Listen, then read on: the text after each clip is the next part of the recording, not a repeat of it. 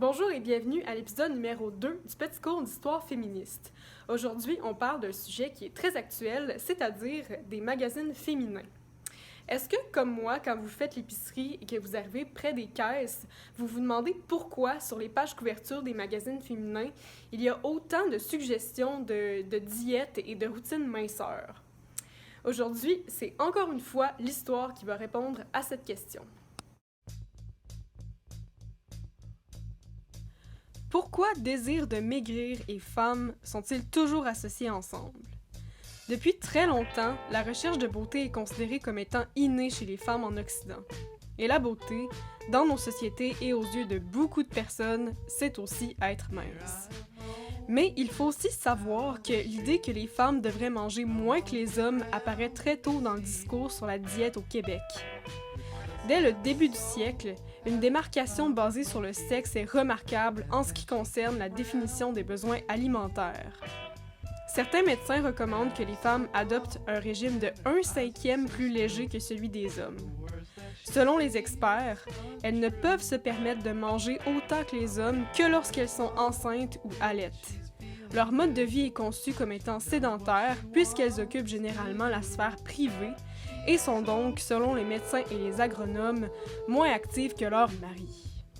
Ce que les messieurs médecins et les agronomes ne savent pas, évidemment, c'est que ça peut être vraiment du sport de s'occuper des enfants à temps plein et de toutes les tâches ménagères de la maison sans jamais recevoir d'aide.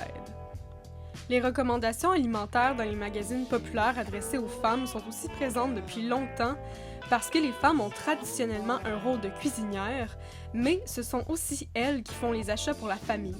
Selon l'historienne Wendy Mitchinson, les magazines sont une source d'informations sur la nutrition très utilisée par les Canadiennes et les Canadiens, mais ces journaux cherchent aussi à influencer les habitudes de consommation des gens. Les médecins passent beaucoup de temps à blâmer les mères pour la mauvaise alimentation de leurs enfants et de leurs maris.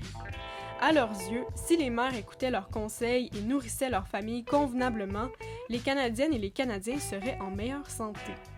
Évidemment, c'est n'avoir aucune considération sur le statut économique des femmes qui ne leur permet pas toujours d'acheter des aliments frais, ni pour les enfants qui ne veulent pas toujours manger ce qu'on leur donne. C'est durant les 2 guerres mondiales que le gouvernement canadien intervient le plus dans le discours sur la nutrition parce que les ressources doivent être rationnées. Dès lors, l'idéal corporel du bon citoyen se fixe autour de la minceur. Mais plus le temps avance, plus les recommandations sur la diète concernent le corps des femmes et comment celles-ci peuvent faire pour maigrir. On leur recommande de se regarder dévêtues dans le miroir et de prendre en note tout ce qu'elles aimeraient changer à propos de leur corps. On entre dans l'ère néolibérale où le corps devient un objet personnel qu'on améliore entre autres par la consommation de biens. Être mince et belle est à présent considéré comme une question de choix et de moralité. Surtout, la minceur est perçue comme un état naturel auquel tout le monde peut accéder s'il y met un peu du sien. Dans les années 1970, 1980 et 1990, on observe que les modèles corporels présentés aux femmes sont de plus en plus minces et de plus en plus jeunes. Le meilleur exemple pour exposer cette réalité, c'est le mannequin britannique Twiggy, dont la popularité est mondiale.